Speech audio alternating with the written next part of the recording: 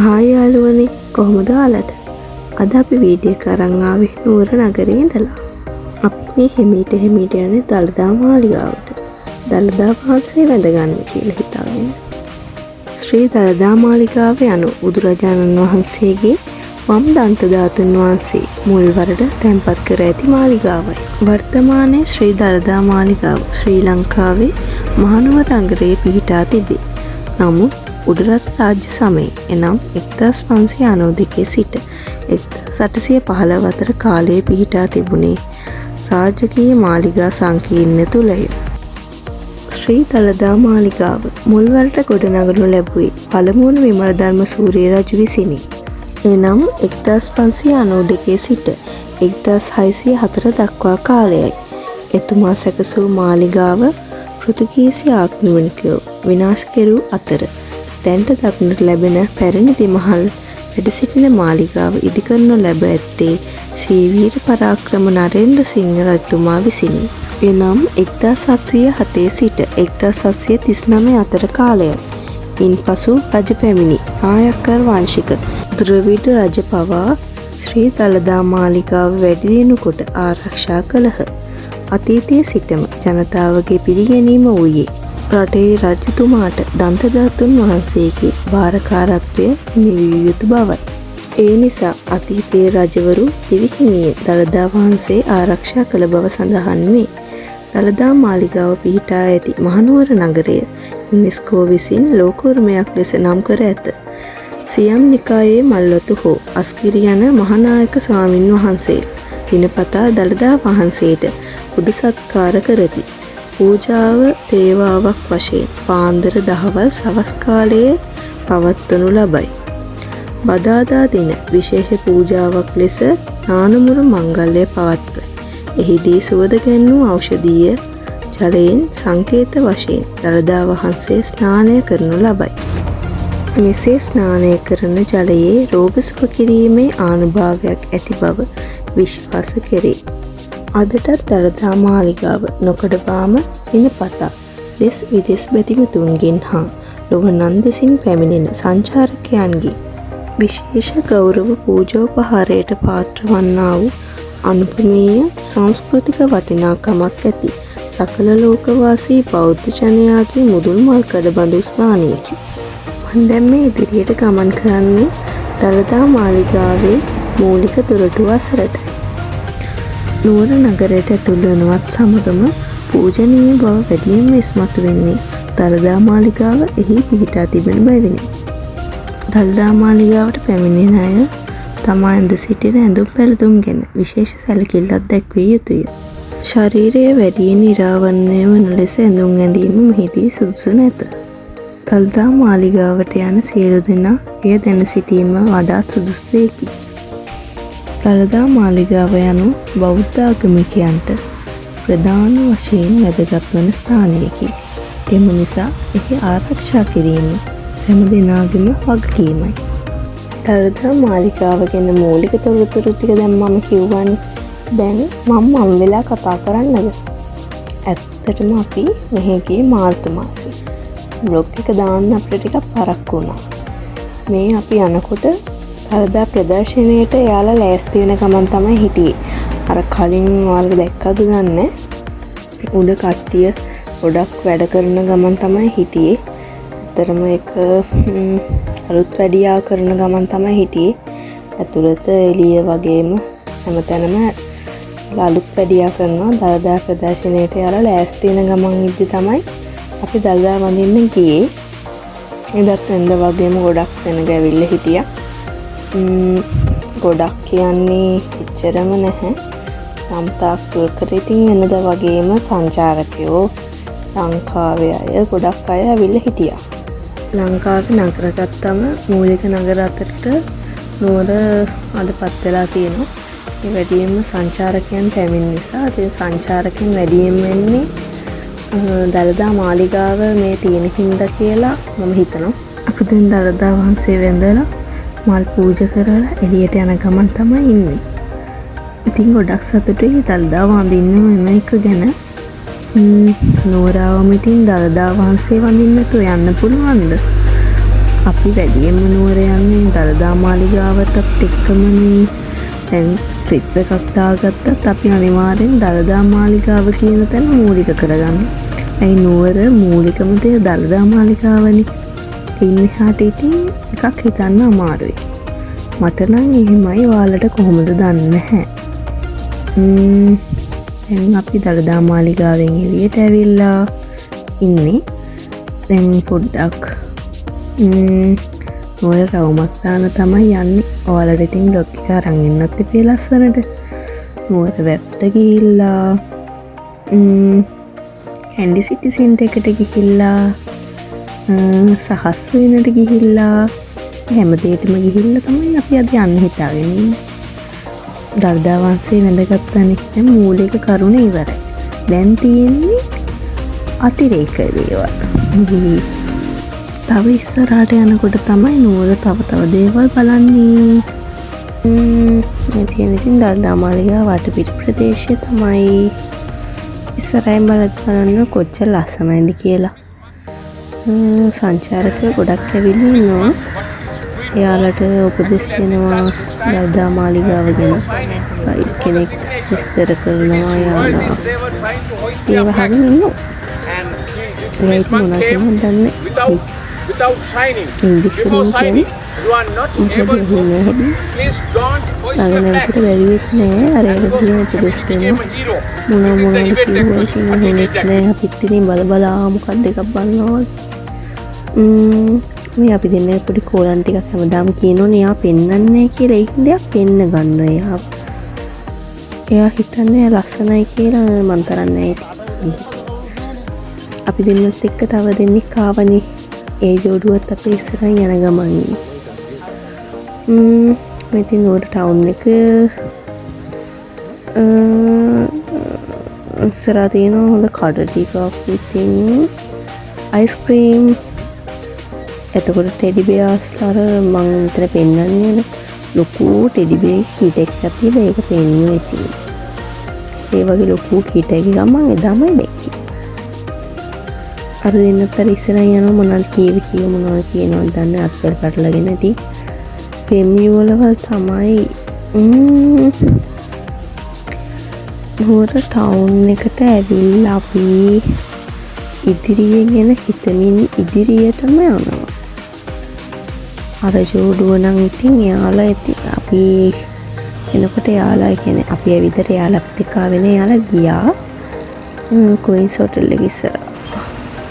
නුවරින් නම් ඉතින් Queen's hotel එක ගැන දන්නදී ෆොටෝ ගන්න ප්‍රසිද්ධම තැනනේ. ඉතින් ඒක ලංකාවේ ඔක්කොමල දන්නවා. මාත් ඉතින් ෆොටෝ එකක් ගැහුවා මේකට දැම්මේ නැති වුණාට. දැන් මේ මාළුන්ට පොරි දානවා වැව. නුවර වැවේ මාළුන්ට පොරි දාන ගමන් ඉන්නේ එක පිනක් කියලා කියනවලුනේ. පිනටම නෙමෙයි ඉතින් දැන් මේ පිනක් වුණත් නැතත් ඉතින් යාලා බඩගිනි ඇතින් ඒක කන්න දුන්නා. අපිත් කාලේ හිටියේ නෑ උනාට යාලගේ බඩ පුරවන්න ඉපි ඉස්සල්ලාම මට උනේ ඉන්න මාළු ටික බලා ගන්න විතරයි. ඇත්තටම ඉන්නවා කියලා කට්ටිය කිව්වනේ ඉන්නවා කියලා. එදා එච්චර ගොඩක් ලොකු මාළු ඉන්නවා කියලා මම එදා තමයි දැනගත්තේ. මාළුන්ට කෑම කියන්නේ පොරි දැම්මා. එතන මාළුන්ට කෑම වෙනම විකුණන්න තියනවා පොරි. ඒවා තමයි අරගෙන දැම්මේ අතට කිව්වා. පොරි අර තියෙන මොනවද? දැන් අපි ආවා KCC කැන්ඩි සිටි සෙන්ටර් එකට. දැන් මේ ඉදිරියේ හිටගෙන ඉන්නේ. ඉදිරියේ හිටගෙන කෙමෙන් ළඟා වුණා. මේ තියෙන ඉදිරි දොරටුව. සල්ලි නැතිවීමේ මහා බල ඇති දෙයක් තමයි KCC කියන්නේ. ගේම්ස් ප්ලේ කරනවා නම් ඉතින් සල්ලි අනිවාර්යෙන් අවශ්‍යයි. සල්ලි ටික විනාශ කරගන්න අපි මේ තුල් වෙන්නේ KCC එකට. KCC එක ඇතුළට ආවා. ඉතින් ගේම්ස් ප්ලේ කරන තැන් උදර නම් භයානකයි. ඒක භයානකයි. ඒක නම් කියන්නේ ඒක භයානකයි. ඒකෙන් මොනවද පේනවා කැරකෙනවා. ඒක නම් හරියන්නේ මොන එකට කියන ඇත්තටම කිව්වොත් අපි කන්න තමයි හොයන්නේ. කන්න තනක් හොයනවා. සෝදුකුත් වෙනවා. අලි චිප්ස් සෝදුකුත් වෙනවා. අය බර්ගර් සෝදුකුත් වෙනවා. හැම සෝදක් වෙනවා. මොනවා කන්නද කියලා හිතා ගන්නකුත් බෑ. සුමුද බලපල ඉන්නවා ඉතින්. කට්ටිය නම් කන ගමන් තමයි හිටියේ. එක ජාතිකින් කන්න නම් තියෙනවා අයිස්ක්‍රීම් කන්න කියලා හිතාගෙන ආවම මං ඇත්තටම වෙජිනේ.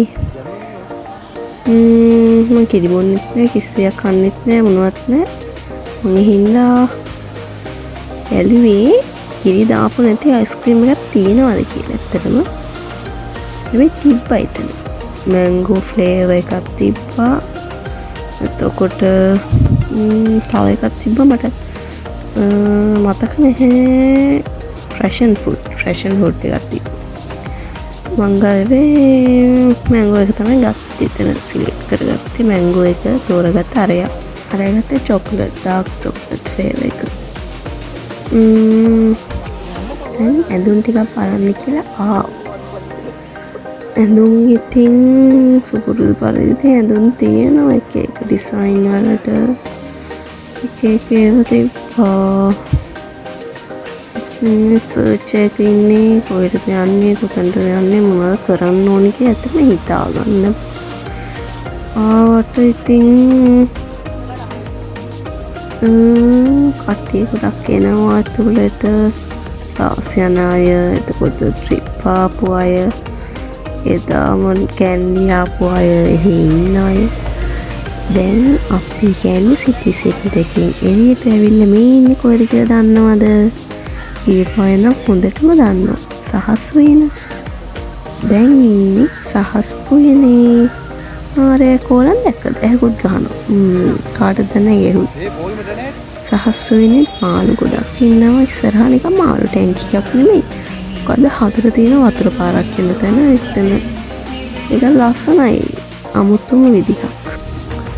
සහස් වේන දැන් ඉස්සරහට යන ගමන් ඉන්නේ අපි. සහස් වේන බලන්න ඔයාලා ගිහින් තියෙනවද? හැමෝම මෙතනට හැබැයි යනවා. පොරන් ටික කරනවා. කොරියන් රාමෙන් එතනම හදලා කන්නත් පුළුවන්. අන්නම් කොරියන් රාමෙන් පිස්සෙක්. කොච්චර සැර වුණත් ඒක නම් කන්න පුළුවන්. ඉතින් එතන එක එක වර්ග තිබ්බා, එක එක ෆ්ලේවර්ස්. උනාට කෑවෙන්නේ නැහැ එදා. වෙලාවක් තිබ්බේ නෑ අපිට ඇත්තටම. ආයි ඩ්‍රින්ක් වලට එන්නත් එපේ. ෂූ සේල් එකක්. ඒ ෂූස් වර්ග තියෙනවා. එතකොට ලෙගින් තියෙනවා. ට්‍රවුසර් ගොඩක් දේවල්. ඉතින් එක එක සේල් එකක් වගේ එතන ෂොප් තියෙනවා. ෂොපින් කරන්න ඉතින් හොඳයි. අපි රාමසාන් දවසේනේ ගියේ. ගොඩක් මුස්ලිම් එයාලා ඇවිල්ලා හිටියා, මුස්ලිම් අය. එයාලගේ අවුරුදු දවස සමරනවා අපි වගේ තමයි. අපි ගෙවල් වල හිටියට එයාලා අවුරුදු සමරන්නේ ගෙවල් වල ඉඳන්. එයාලා කරන්නේ ඇවිදින එක. කේක් තියෙනවා. දැන් අපි ආවා හෙළපොචුන් එකට. බිම්මල් සමෝසා කේක ජාති මටම හරියන කෑම තියෙනවා. මස් මාළු දාපු නැති ගොඩක් ජාතිකින් එදා කෑවා. කොම වගේ රහයි. අල රොටි කියන්නේ අල දාපු රොටි. මේ පොල් රොටිනේ. එදා අල රොටි. අල දාපු රොටි. අල රොටි කියන්නේ රොටියට අල දාලා අල රොටි නෙමෙයි. හරිම රහයි කෑමක්. මෙතනින් බිම්මල් සමෝසයි, අල රොටි, දෝසෙයි, උළුඳු වඩේ, ඇපල් ජූස් එකක් තමයි ගත්තේ. මේ අරයා මේ පැහැදිලි කරන මම වගේ මේ කියන්නේ කියන්න දන්නේ ඇත්තටම. දැන් මේ සහස් වෙන්නේ තියෙන ප්‍රසිද්ධම තැනකට තමයි යන්නේ. අච්චාරු කඩේ. සහස් වෙන්නේ අච්චාරු පෙරේතයන්ට අච්චාරු. ඉතින් අපි සහස් වෙන්නේ අච්චාරු පෙරේතය. එතන තමයි කෙවෙන් ඕනෙම අච්චාරු එක රුපියල් 100යි. ඒක ඉතින් ගොඩක් අය දන්නවා. මම එදා ෆස්ට් ටයිම් තමයි ඉතින් try කරන්න ගියේ. එක එක රසවල් වලින් එක එක ජාති පළතුරු, ලොවි, වෙරළු, නෙල්ලි, දිවුල්, සියඹලා ඒ වගේ ගොඩක් දේවල් එදා තිබ්බා. මට හැම එකම සෙට් උනේ නෑ. එක කෙනා ඉතින් කැමති එක එක රසවල් වලටනේ. මම try කරපු එකෙන් ඉතින් මම කොච්චර දේරුවත් අවසානට වෙරළුවකට තමයි හිතේ අන්නින්ම වැඩි වෙරළු කන්න කැමති. කියන්නේ අච්චාරු විදියට කන්න කැමති. පේර අච්චාරු තිබ්බා. මම වෙරළු එක තමයි තෝරගත්තේ හැම එකෙන්ම. අඹ ගොඩක් දේවල් තිබ්බා. වෙරළු අච්චාරු එකක් තමයි ඇත්තට තෝරගත්තේ. මට ඒකට ඒ වෙලාවට ආස හිතුණා. ඒක මම ගත්තා. ගොඩක් අය එතන හිටියා පොලිමේ ඉඳලා තමයි අච්චාරු කන්නත් උනේ. අච්චාරු කන්න පොලිමේ ඉන්න වෙලාව දැන් තියෙන්නේ. ඇත්තට අපිට ගොච්චර ගෙදර හැදුවත් අර ඒක නමත් එක්ක කියනකොට අර කට්ටිය ගොඩක් ඉන්නකොට ඒකම කන්න හිතෙනවා. සහස්වෙන්නේ එහෙම අපි ආවේ මෙතන බෝගම්බත් වන්දනාගාරේ ඉස්සරහා. තරම දැක්කම නිකමුතු හැඟීමක් එනවා. කොච්චර අය මෙතන ඉන්නේ නැතිද, කොච්චර අය වයසට ගිහිලා මැරෙන්නේ නැතිද. අනේ මන්ද ඉතින් කොච්චර වැරදි කරත් සමහර මිනිස්සු වැරදි නොකරත් එක ඉතින් ඇබ්බැහිවීම මේ වගේ දේවල් වලට ඉතින් මේ වගේ තැන් වලට එන්න වෙලා තියෙනවා. වැරදි කරොත් පව් සිදුවි. අදින් අපේ vlog එක අවසానයි. ටුවලන් අපේ channel එක subscribe කරන්න.